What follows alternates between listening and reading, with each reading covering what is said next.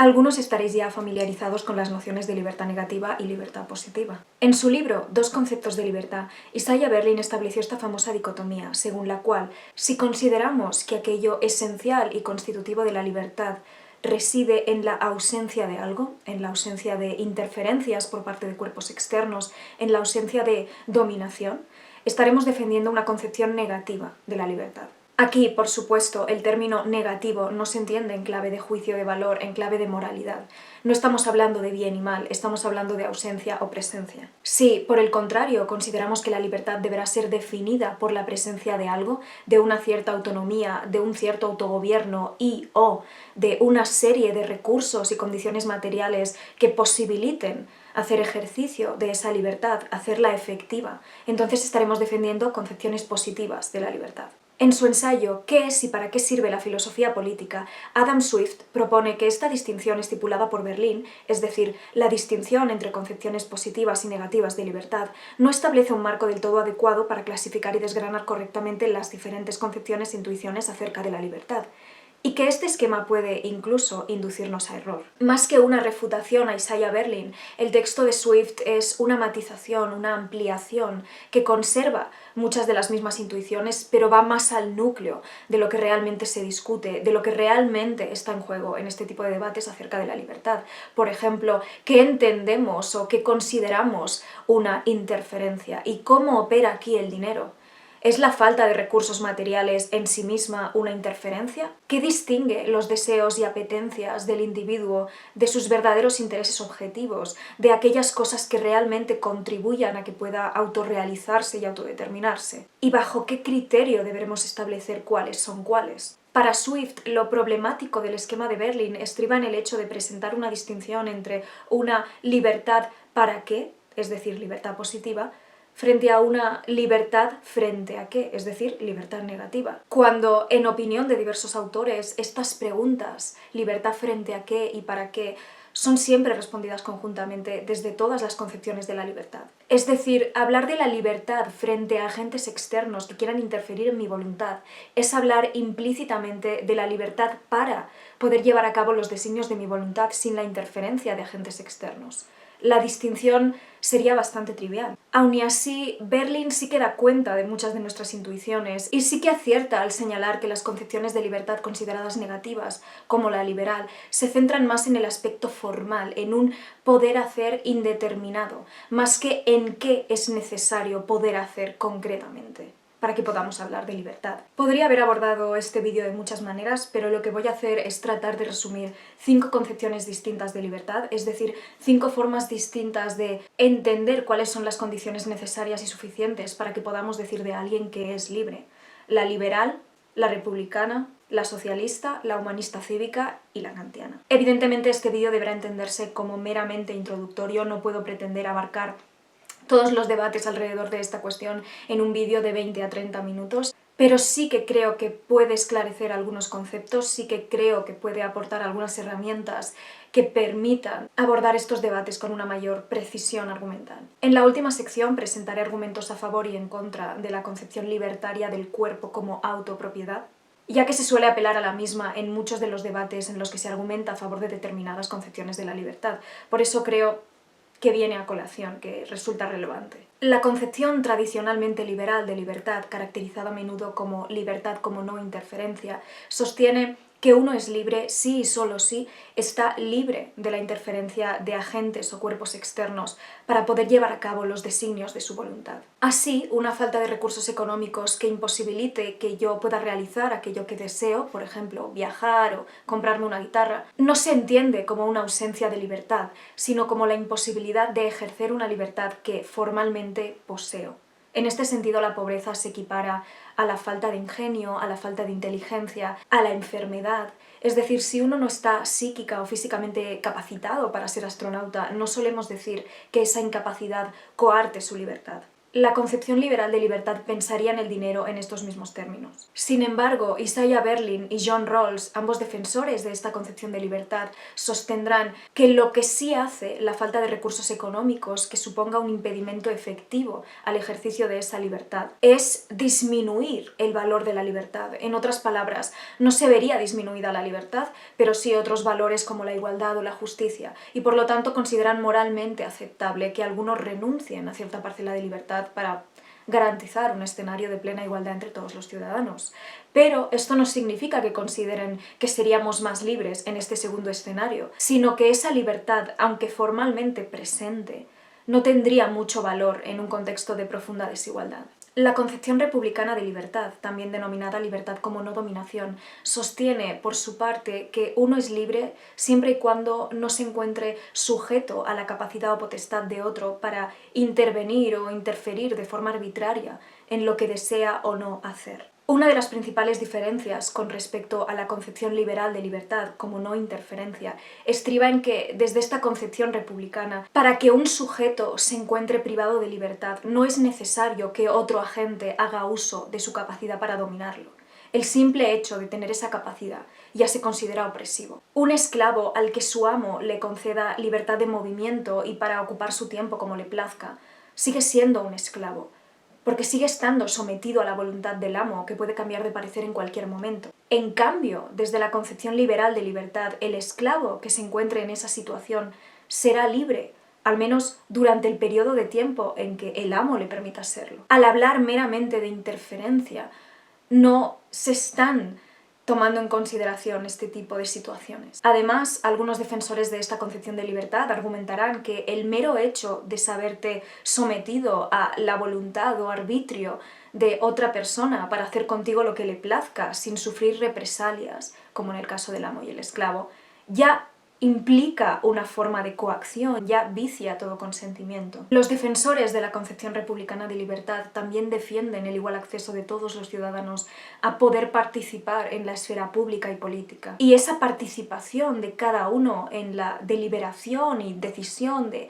medidas y rutas de acción colectiva es entendida como un elemento imprescindible. Estaríamos hablando, por tanto, de una libertad simultáneamente negativa, ausencia de dominación, y positiva, participación activa en los asuntos públicos, si nos atenemos al esquema de Berlin. La concepción de la libertad como libertad efectiva, llamada a menudo socialista, sostendrá que no tiene mucho sentido establecer esta distinción entre la libertad formal de hacer aquello que deseo sin la interferencia de cuerpos externos y la posesión de recursos materiales que posibilite llevar a cabo lo que se desea. En su ensayo Libertad y Dinero, Gerald Alan Cohen argumenta que incluso aunque uno suscriba la distinción liberal entre interferencia e incapacidad o ausencia de medios, en realidad no existe ninguna diferencia, ni conceptual ni normativa, entre la interferencia de cuerpos externos y la ausencia de dinero para obtener o hacer aquello que se desea, ya que no poder pagar por un servicio o bien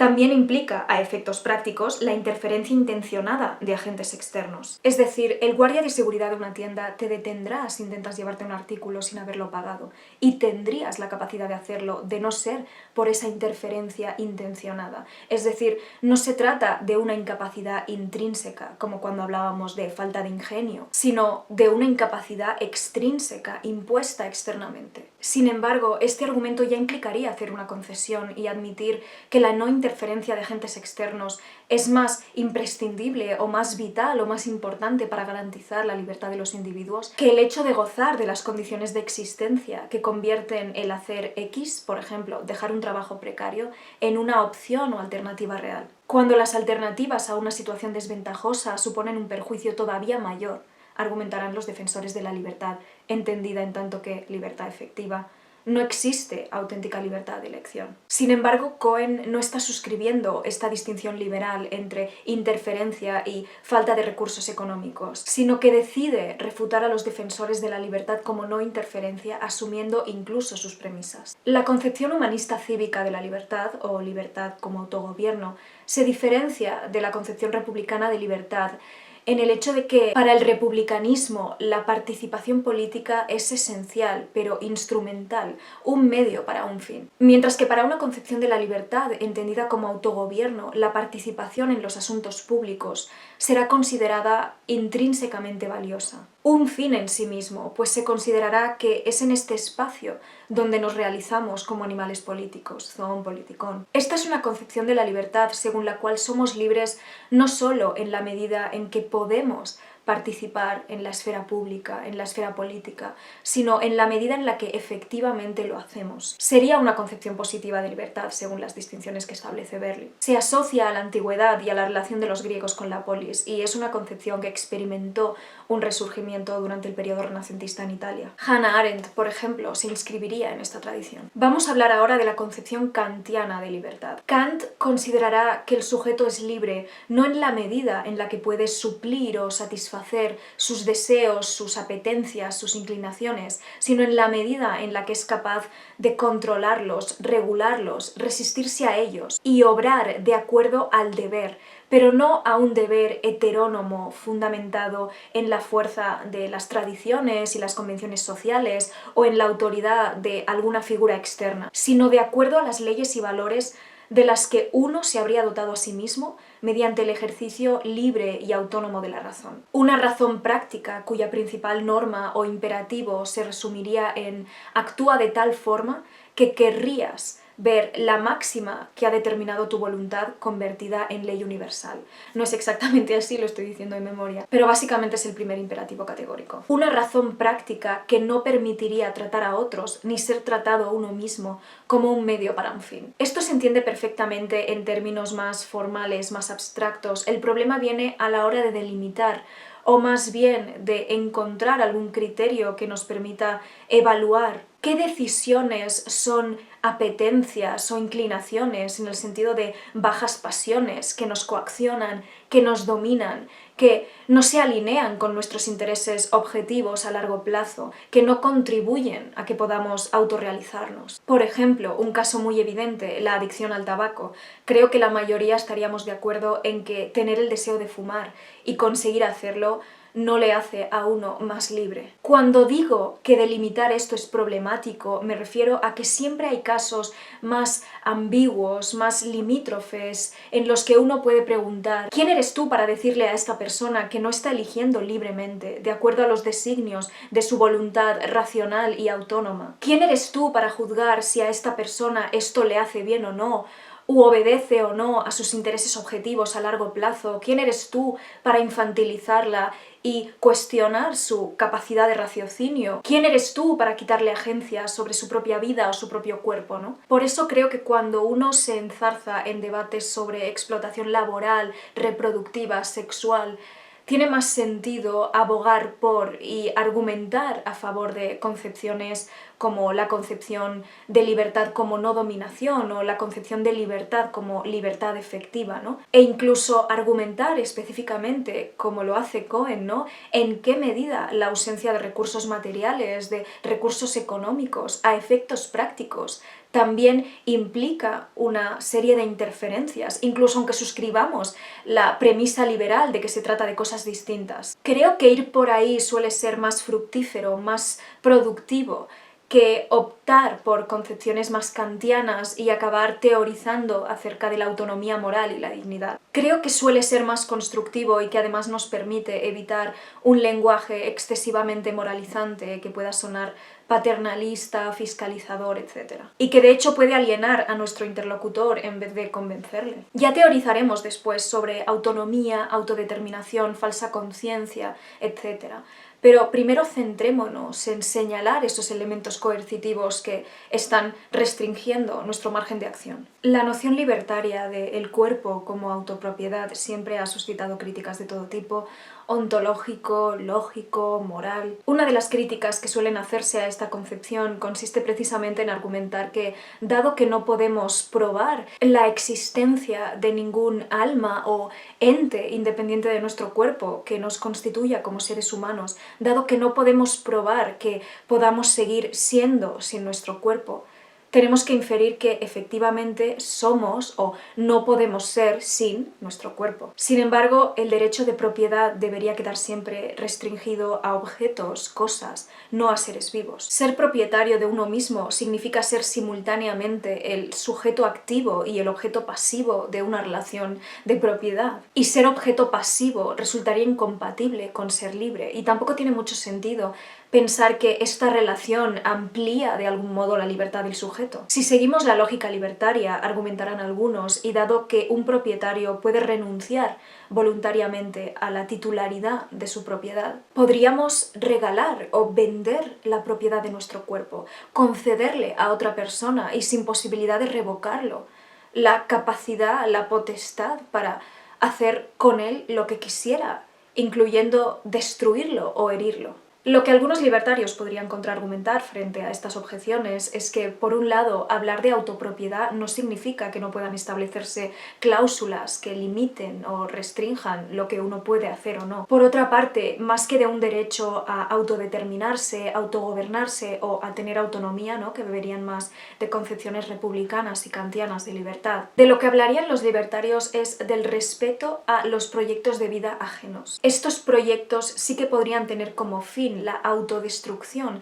del sujeto que los lleva a cabo sin caer en contradicciones lógicas. Sin embargo, desde esta lógica libertaria, si uno atenta contra la integridad de otro, teniendo su consentimiento para hacerlo, no estaría interfiriendo en el proyecto de vida del otro, sino colaborando con él mismo. Supongo que algunos ya estaréis pensando en la clase de abusos a los que esto abre la puerta. Algunos feminismos de los 60 y 70 se valieron de esta misma retórica del cuerpo como autopropiedad justamente para reivindicar la autonomía sexual y reproductiva de las mujeres, especialmente en el contexto de la lucha por el derecho a un aborto seguro, legal, gratuito. Es mi cuerpo, es propiedad mía, yo decido. Entendiendo que las mujeres debían recuperar una agencia, una potestad sobre sí mismas, su cuerpo, su sexualidad, de la que se las había privado ilegítimamente, que se había conferido históricamente a sus padres, tutores, maridos. Feministas posteriores, sin embargo, empezaron a problematizar esta noción, la idea de que fuera constructivo hablar de la propiedad de una misma. En su texto, Autopropiedad y propiedad en la persona, Carol Pateman habla de la ficción política de la propiedad para referirse al presupuesto de que es posible alienar, disociar, separar las capacidades de un individuo del individuo mismo, algo que la autora rebate precisamente porque estas capacidades no pueden desarrollarse o explotarse en ausencia del individuo, no son propiedades que puedan abstraerse del mismo. Esto sería aplicable a la fuerza de trabajo y quizás de forma todavía más contundente a las funciones biológicas como el embarazo, a la sexualidad, etc. Aunque algunos feminismos hayan sentido la tentación de servirse de esta noción de autopropiedad con tal de blindar los derechos de las mujeres, quizás inspirándose en cómo el trabajador puede reivindicar la propiedad de los frutos de su trabajo, la realidad es que sería precisamente esta ficción política de la propiedad. Históricamente, el matrimonio se habría entendido como una transacción por la cual la mujer cede la propiedad de su fuerza de trabajo y de su capacidad reproductiva a cambio de protección económica. Así como esta dualidad cuerpo-ser, la idea de que puedan escindirse, la que habría blanqueado y legitimado las relaciones de subordinación y explotación en primer lugar. Lo problemático de reivindicar los derechos reproductivos o sexuales de las mujeres, o los derechos laborales en general, desde la noción de autopropiedad, es que ésta solo justifica las libertades negativas, especialmente la no interferencia, pero no garantiza por sí misma el acceso a los recursos y condiciones de existencia que permitan hacer efectiva la libertad. Si despenalizas el aborto, pero privatizas por completo la sanidad, técnicamente las mujeres pobres no estarán obligadas a continuar con su embarazo, pero tendrán muchísimas más dificultades, y que imposibiliten o dificulten escenarios de explotación y coacción. Si aceptamos que la falta de medios, de recursos económicos, supone una restricción a nuestra libertad y que por lo tanto cuanto más privados estemos de recursos materiales, más pequeño será nuestro margen de acción. Tendremos que preguntarnos qué tan voluntario es este llamado proyecto de vida de quienes tienen menos recursos, qué tan viciado estará su consentimiento, qué tan legítima o ilegítima, por tanto, será la defensa de que es aceptable que uno atente contra la integridad del cuerpo de otra persona si el propietario de ese cuerpo, esa persona, lo consiente. Evidentemente yo tengo mi propio sesgo ideológico, tengo mis propias intuiciones morales, tengo mis propios valores. Siempre intento no hacer hombres de paja, siempre intento confrontar los argumentos que me parecen más sólidos del otro lado, ¿no? De mis adversarios, pero evidentemente tengo los sesgos que tengo y creo que ocultarlos sería muchísimo más deshonesto, ¿no? Ir aquí con pretensiones de objetividad cuando, pues bueno, voy a tener mis ángulos muertos como todo el mundo. Creo que poner esto sobre la mesa y dejarlo claro es lo más intelectualmente honesto que puedo hacer. Como habréis visto, esto ha sido un resumen muy esquemático, pero bastante esclarecedor. Y bueno, si os gusta este contenido y queréis ayudarme con el algoritmo, tanto comentar como dar me gusta suele ayudar. La verdad es que llevo 5 años haciendo vídeos y nunca se me había ocurrido pedir esto. Y bueno, lo voy a pedir al final porque siempre, no lo sé, no me sentiría cómoda poniéndolo al principio del vídeo. Oye, dadle like si aún no habéis visto el vídeo. Bueno, en fin, es igual.